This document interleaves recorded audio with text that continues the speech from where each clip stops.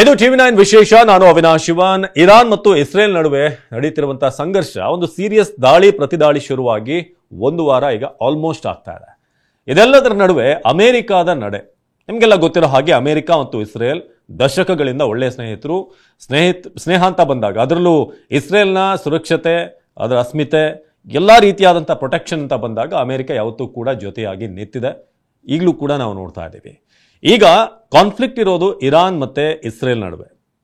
ಇರಾನ್ನ ಈ ಪರಮಾಣು ಕಾರ್ಯಕ್ರಮ ಏನಾದರೂ ನ್ಯೂಕ್ಲಿಯರ್ ಪವರ್ ಇರುವಂಥ ಕಂಟ್ರಿ ಆದರೆ ಅದು ನಮಗೆ ಥ್ರೆಟ್ ಆಗುತ್ತೆ ಅನ್ನೋದು ಈಗಾಗಲೇ ಇಸ್ರೇಲ್ ಹೇಳಿದೆ. ಹಾಗಾಗಿ ನಾವು ಅವರ ಯಾವುದೇ ಪರಮಾಣು ಕಾರ್ಯಕ್ರಮಗಳಿಗೆ ನಾವು ಅವಕಾಶ ಕೊಡೋಲ್ಲ ಅಂತ. ಅದನ್ನು ಬಿಟ್ಟು ಬೇರೆ ಬೇರೆ ಕಾರಣಗಳಿದೆ. ಅದಕ್ಕೆ ವಿಶೇಷವಾದಂಥ ಒಂದು ವಿಡಿಯೋ ಕೂಡ ಹಿಂದೆ ನಾನು ಮಾಡಿದ್ದೆ.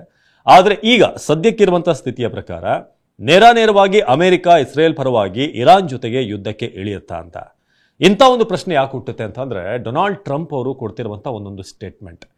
ಈಗಾಗಲೇ ನಿನ್ನೆ ಮಾತನಾಡ್ತಾ ಅವ್ರು ಹೇಳ್ತಾ ಇದ್ರು, ಖಮೆನೈ ಎಲ್ಲಿರೋದು ಅಂತ ನಮಗೆ ಗೊತ್ತಿದೆ, ನಾವು ಅಟ್ಯಾಕ್ ಮಾಡಲ್ಲ, ನಾವು ಟ್ರೈ ಮಾಡಿದ್ರೆ ಈಗಲೇ ಮುಗಿಸ್ಬೋದು, ಆದರೆ ನಾವಿನ್ನೂ ಕಾಯ್ತಾ ಇದ್ದೀವಿ, ಇರಾನ್ ಇದೆಲ್ಲವನ್ನು ಕೂಡ ನಿಲ್ಲಿಸುತ್ತೆ ಅಂತ. ಅಂದರೆ ಬರೀ ಬಾಯಿ ಮಾತಿನಿಂದ ಕೇಳಿ ತಾನೇನೇನು ಮಾಡ್ತಾ ಇದೆ ಇದೆಲ್ಲವನ್ನು ಕೂಡ ನಿಲ್ಲಿಸುತ್ತೆ ಅಂತ. ಎಷ್ಟು ಮಟ್ಟಿಗೆ ಅಂತಂದರೆ ಅಮೆರಿಕ ತನ್ನದೇ ದೇಶದವರು ಇರಾನ್ ಏನೆಲ್ಲ ಯುರೇನಿಯಂ ಸಂಬಂಧಪಟ್ಟ ಹಾಗೆ ನ್ಯೂಕ್ಲಿಯರ್ ಸಂಬಂಧಪಟ್ಟ ಹಾಗೆ ಮಾಡ್ತಾ ಇದೆ ಅನ್ನೋದ್ರ ಬಗ್ಗೆ ಕೆಲವೊಂದು ಇಲ್ಲ ಅಂತ ಹೇಳಿದ್ರು ಕೂಡ ಟ್ರಂಪ್ ಅದನ್ನು ಒಪ್ಪಿಲ್ಲ. ಇಲ್ಲ, ನೀವು ಮಾಡಿರುವಂಥ ಸರ್ವೆ ಕರೆಕ್ಟ್ ಆಗಿಲ್ಲ, ಅಥವಾ ಏನು ನೀವು ಸ್ಟಡಿ ಮಾಡಿದರೆ ಅದು ಸರಿ ಇಲ್ಲ, ಇರಾನ್ ತನ್ನ ಪರಮಾಣು ಕಾರ್ಯಕ್ರಮಗಳನ್ನು ಮುಂದುವರಿಸ್ತಾ ಇದೆ ಅಂತ ತನ್ನ ದೇಶದವ್ರು ಹೇಳಿದ್ದನ್ನು ಕೂಡ ಅವರು ಕೇಳಿಲ್ಲ. ಅಷ್ಟು ಮಟ್ಟಿಗೆ ಟ್ರಂಪ್ ಭಾಳ ಅಡಮೆಂಟ್ ಆಗಿ ವಿಚಾರದಲ್ಲಿ ನಿಂತಿದ್ದಾರೆ. ಜೊತೆಗೆ ನಿನ್ನೆ ಮೊನ್ನೆ ಕೊಟ್ಟಂಥ ಸ್ಟೇಟ್ಮೆಂಟ್ ಇರಾನ್ ಯಾವ ರೀತಿಯಾಗಿದೆ ಅಂತಂದರೆ ಅವರಿಗೆ ಆಲ್ರೆಡಿ ಸಾಕಷ್ಟು ಎಚ್ಚರಿಕೆಯನ್ನು ನಾವು ಕೊಟ್ಟಿದ್ದೀವಿ, ಅವರು ನೆಗೋಷಿಯೇಷನ್ಗೆ ಮುಂದಾಗ್ತಿದ್ದಾರೆ ನಮ್ಮ ಜೊತೆ, ಆದರೆ ನಾನು ಒಪ್ಪಿಲ್ಲ, ನಾನು ಯಾಕೆ ಈಗ ಕಾಂಪ್ರೋ ಆಗಬೇಕು ಅಥವಾ ನೆಗೋಸಿಯೇಷನ್ ಮಾಡಬೇಕು, ಇದನ್ನೇ ಒಂದು 2 ವಾರಗಳ ಹಿಂದೆ ಮಾಡಿದರೆ ನಾನು ಒಪ್ತಾ ಇದ್ದೆ, ಇಷ್ಟೆಲ್ಲ ಸಾವು ನೋವಾಗಿದೆ, ಇಷ್ಟೆಲ್ಲ ಅಟ್ಯಾಕ್ಗಳನ್ನು ಮಾಡಿದ ಮೇಲೆ ನೀವು ಮಾತುಕತೆ ಮಾಡಿ ಅಂತಂದರೆ ನಾನು ಯಾಕೆ ಮಾಡಬೇಕು ಅಂತ ಅಮೆರಿಕಕ್ಕೆ ಮೊದಲಿಂದಲೂ ಕೂಡ ಅದೊಂದಿದೆ. ನಾನು ಹೇಳಿದ ಹಾಗೆ ಬೇರೆ ರಾಷ್ಟ್ರಗಳು ಕೇಳಬೇಕು, ಎಲ್ಲ ಭಾಗದಲ್ಲೂ ಕೂಡ ನನ್ನ ಪ್ರಾಬಲ್ಯ ಇರಬೇಕು, ನಾವೇ ಮೇನ್ ಸುಪ್ರೀಂ ಪವರ್ ನಾವು ಅನ್ನೋದನ್ನು ತೋರಿಸ್ಬೇಕು ಅಂತ. ಅದರಲ್ಲೂ ಡೊನಾಲ್ಡ್ ಟ್ರಂಪ್ ಮಾತನಾಡುವಂಥ ದಾಟಿ ಇದೆಯಲ್ಲ, ಹಿಂದಿನ ಹಲವಾರು ಅಧ್ಯಕ್ಷರುಗಳನ್ನು ನೀವು ನೋಡಿರ್ತೀರ, ಆದರೆ ಡೊನಾಲ್ಡ್ ಟ್ರಂಪ್ ಮಾತನಾಡುವಂಥ ದಾಟಿ ತುಂಬ ಅಗ್ರೆಸಿವ್ ಆಗಿದೆ. ಜೊತೆಗೆ ನೇರವಾಗಿ ಅವರು ಎಚ್ಚರಿಕೆಯನ್ನು ಕೊಡ್ತಾ ಇದ್ದಾರೆ, ನಾವು ಅಟ್ಯಾಕ್ ಮಾಡ್ಬೋದು ಇರಾನ್ ಮೇಲೆ, ಮಾಡದೇನೂ ಇರ್ಬೋದು, ನಾವು ಮುಂದೇನು ಹೆಜ್ಜೆ ಇಡ್ತೀವಿ ಅದನ್ನು ನಾವು ಹೇಳೋಕೆ ಹೋಗಲ್ಲ, ನಾವು ನೇರವಾಗಿ ಅಟ್ಯಾಕ್ ಮಾಡಿದ್ರೂ ಕೂಡ ಆಶ್ಚರ್ಯ ಇಲ್ಲ ಅಂತ. ಸೊ ಇದು ಡೊನಾಲ್ಡ್ ಟ್ರಂಪ್ ಅವರ ಎಚ್ಚರಿಕೆ ನೇರವಾಗಿ ಇರಾನ್ಗಿದೆ. ಜೊತೆಗೆ ಈ ವಾರ್ ಆಫ್ ಅಟ್ರಿಷನ್ ಆಗಲೇ ನೀವು ತಮ್ಮನೆಲ್ಲೂ ಕೂಡ ಗಮನಿಸಿರ್ತೀರ.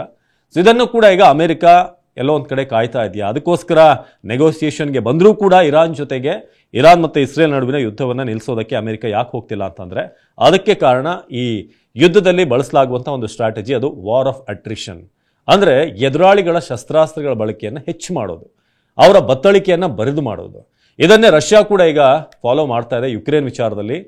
ಆಲ್ಮೋಸ್ಟ್ 1.5-2 ವರ್ಷ ಆಯಿತು, ಇನ್ನೂ ಕೂಡ ರಷ್ಯಾ ಮತ್ತು ಉಕ್ರೇನ್ ನಡುವೆ ಯುದ್ಧ ನಿಂತಿಲ್ಲ. ಯಾಕಂದರೆ ಅವ್ರಿಗೆ ಎಷ್ಟೇ ಸಪೋರ್ಟ್ ಬರಲಿ, ಬೇರೆ ರಾಷ್ಟ್ರಗಳು ಅವರ ಬತ್ತಳಿಕೆಗೆ ಎಷ್ಟೇ ತುಂಬ್ತಾ ಇರಲಿ, ಅದನ್ನು ಖಾಲಿ ಮಾಡ್ತಾ ಹೋಗೋದು.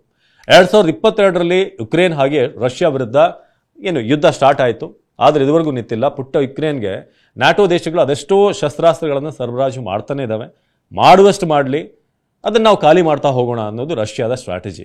ಅದಕ್ಕಾಗಿ ಯುದ್ಧವನ್ನು ಇನ್ನೂ ಕೂಡ ಚಾಲ್ತಿಯಲ್ಲಿಟ್ಟಿದೆ. ಅದೇ ರೀತಿ 2023 ಅಕ್ಟೋಬರ್ನಲ್ಲಿ ಶುರುವಾದಂಥ ಹಮಾಸ್ ಜೊತೆಗಿನ ಇಸ್ರೇಲ್ ಸಂಘರ್ಷ, ಅದು ಕೂಡ ಈಗ ಸುಮಾರು 1.5 ವರ್ಷ ಆಯಿತು.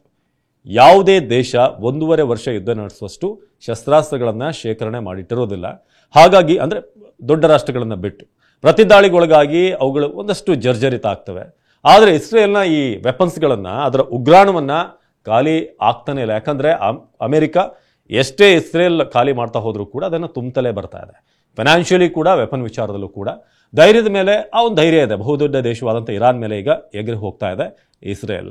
ಕಳೆದ 5 ದಿನಗಳಿಂದ ನಡೀತಿರುವಂಥ ಇರಾನ್ ಮತ್ತು ಇಸ್ರೇಲ್ ಸಂಘರ್ಷದಲ್ಲಿ ಇರಾನ್ ಈ ಪರಮಾಣು ಯೋಜನೆಗಳ ವಿವಿಧ ಘಟಕಗಳನ್ನು ಟಾರ್ಗೆಟ್ ಮಾಡಿಕೊಂಡೇ ಇಸ್ರೇಲ್ ದಾಳಿ ನಡೆಸ್ತಾ ಇರೋದು. ಅದರಲ್ಲೂ ಫೋರ್ಡೋ, ನಂತಾಸ್, ಇಸ್ನಹಾನ್, ಪರ್ಚಿನ್, ಖೋಡಮ್, ಯುರೇನಿಯಂ ಸಂವರ್ಧನಾ ಘಟಕಗಳು ಇವೆಲ್ಲವೂ ಕೂಡ ಇಲ್ಲೆಲ್ಲ ಕಡೆ ಇರೋದು.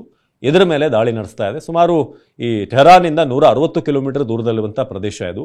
ನಂತಾಸ್ ಸೈಟಿಗೆ ಸ್ವಲ್ಪ ಮಟ್ಟಿಗಿನ ಹಾನಿಯಾಗಿದ್ದು ಬಿಟ್ಟರೆ ಬೇರೆ ಯಾವುದಕ್ಕೂ ಕೂಡ ಆಗಿಲ್ಲ. ಯಾಕಂದರೆ ಈ ಸೈಟ್ಗಳಿದ್ದಾವಲ್ಲ, ಎಲ್ಲಿ ಈ ನ್ಯೂಕ್ಲಿಯರ್ ಪರೀಕ್ಷೆಗಳಾಗ್ತಾ ಇದೆ, ಇದೆಲ್ಲವೂ ಕೂಡ ಇಲ್ಲಿ ಈ ಸೈಟ್ಗಳು ಸುಮಾರು 100ರಿಂದ 300 ಅಡಿ ಆಳದಲ್ಲಿದೆ ಅನ್ನೋದ್ರ ಬಗ್ಗೆ ಮಾಹಿತಿ ಇದೆ. ಇದನ್ನು ನಾಶ ಮಾಡೋದಕ್ಕೆ ಇಸ್ರೇಲ್ಗೆ ಬರೋಬ್ಬರಿ 14,000 kg BU-57 ಬೃಹತ್ ಆರ್ಡಿನೆನ್ಸ್ ಪೆನೆಟ್ರೇಟರ್ ಬೇಕಾಗುತ್ತೆ. ಈ ಬಾಂಬ್ ಅಮೆರಿಕದ ಬಳಿ ಮಾತ್ರ ಇದೆ. ಹಾಗಾಗಿ ಅಮೆರಿಕದ ಸಹಾಯ ಈ ನ್ಯೂಕ್ಲಿಯರ್ ಪವರ್ ಏನಿದೆ ಅದು ಏನೇನು ಪರೀಕ್ಷೆಗಳನ್ನು ಮಾಡ್ತಾ ಇದ್ದಾರೆ ಅದನ್ನು ಧ್ವಂಸ ಮಾಡಬೇಕು ಅಂತಂದರೆ ಅಮೆರಿಕ ಜೊತೆಗಿರಲೇಬೇಕು. ಸೊ ಅದೇ ರೀತಿಯಾಗಿ ಇರಾನ್ ಏನಿದೆ ಭಾರಿ ಬ್ರಹ್ಮಾಸ್ತ್ರಗಳನ್ನು, ಶಕ್ತಿಯುತವಾದಂಥ ಒಂದಷ್ಟು ಅಸ್ತ್ರಗಳನ್ನು ಇಟ್ಕೊಂಡಿದೆ. ಅವುಗಳನ್ನು ಹೇಗಾದರೂ ಮಾಡಿ ಖಾಲಿ ಮಾಡಿಸ್ಬೇಕು ಅನ್ನೋದು ಅಮೆರಿಕದ ಉದ್ದೇಶ. ಒನ್ಸ್ ಅವರ ಮೇನ್ ವೆಪನ್ಗಳೆಲ್ಲವೂ ಕೂಡ ಕ್ಲಿಯರ್ ಆಗ್ತಿದ್ದ ಹಾಗೇನೆ ಆಗ ಇರಾನ್ ಮೇಲೆ ಇನ್ನಷ್ಟು ಪ್ರಾಬಲ್ಯವನ್ನು ಸಾಧಿಸ್ಬೋದು. ಅದಕ್ಕಾಗಿ ಇಸ್ರೇಲ್ಗೆ ಎಷ್ಟು ಬೇಕೋ ಅಷ್ಟು ವೆಪನ್ಗಳನ್ನು ಅಮೆರಿಕ ಸಪ್ಲೈ ಮಾಡ್ತಾನೆ ಇದೆ. ಇರಾನ್ ನಾಯಕನಿಗೆ ಶರಣಾಗು ಎಂದು ಬಹಿರಂಗವಾಗಿ ಹೇಳಿ ಅವರು ಅವಮಾನ ಮಾಡ್ತಿದ್ದಾರೆ. ಅದರಿಂದ ಈಗ ಏನಾದರೂ ಕೆರಳಿ ಅವರು ಕಾದಾಟ ಕೇಳಿದ್ರೆ ಅಮೆರಿಕ ಅತ್ಯಂತ ಕಡಿಮೆಯ ವೆಪನ್ಗಳನ್ನು ಬಳಸಿ ಇರಾನ್ ಬಳಿ ಇರುವಂಥ ಒಂದಷ್ಟು ಹೈಪರ್ಸಾನಿಕ್ ಮಿಸೈಲ್ಗಳು ಅವೆಲ್ಲವೂ ಕೂಡ ಹೊರಗೆ ಬರಲಿ. ಯಾಕಂದರೆ ಏನೇ ಡ್ಯಾಮೇಜ್ ಆಗೋದಿದ್ರೂ ಕೂಡ ಒಂದು ಕಡೆ ಆಗ್ತಿರೋದು ಇಸ್ರೇಲ್ಗೆ, ಇನ್ನೊಂದು ಕಡೆ ಈ ಅಮೆರಿಕ ಯಾವ ರೀತಿ ಕ್ಯಾಲ್ಕುಲೇಷನ್ ಆಗುತ್ತೆ ಅಂತಂದರೆ ಎರಡೂ ಕಡೆ ಕೂಡ ಒಂದು ಕಡೆ ಸಪೋರ್ಟ್ ಮಾಡ್ತಾ ಇನ್ನೊಂದು ಕಡೆ ಎದುರಾಳಿ ಯಾರು ಅವರಿಗೆ ಮಧ್ಯಪ್ರಾಚ್ಯದಲ್ಲಿ ದೊಡ್ಡ ಥ್ರೆಟ್ ಅಂತ ಅನಿಸುತ್ತೋ ಅವರ ಶಕ್ತಿಯನ್ನು ಖಾಲಿ ಮಾಡಿಸ್ತಾ ಬರೋದು, ಅವರ ಬತ್ತಳಿಕೆಯನ್ನು ಬರೆದಾಕ್ಸೋದು.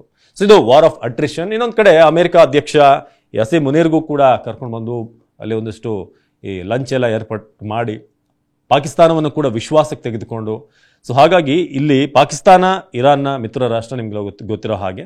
ಸೊ ಹಾಗಾಗಿ ಅವರವರ ನಡುವೆ ಏನೇನೆಲ್ಲ ಒಂದಷ್ಟು ಸ್ಟ್ರಾಟಜಿಗಳನ್ನು ಮಾಡ್ಬೋದು. ಯಾಕಂದರೆ ಗಡಿಯನ್ನು ಹಂಚ್ಕೊಂಡಿರುವಂಥ ಹಲವಾರು ರಾಷ್ಟ್ರಗಳನ್ನು ನಾವು ನೋಡ್ತಾ ಇದ್ದೀವಿ. ಅವ್ರನ್ನ ಬಳಸ್ಕೊಂಡು ಹೇಗೆ ಬೇರೆ ದೊಡ್ಡ ಶಕ್ತಿಯುತವಾದಂಥ ರಾಷ್ಟ್ರಗಳು ತಮ್ಮ ಗೇಮ್ ಪ್ಲ್ಯಾನ್ಗಳನ್ನು ಮಾಡ್ಕೋತಾರೆ ಅಂತ.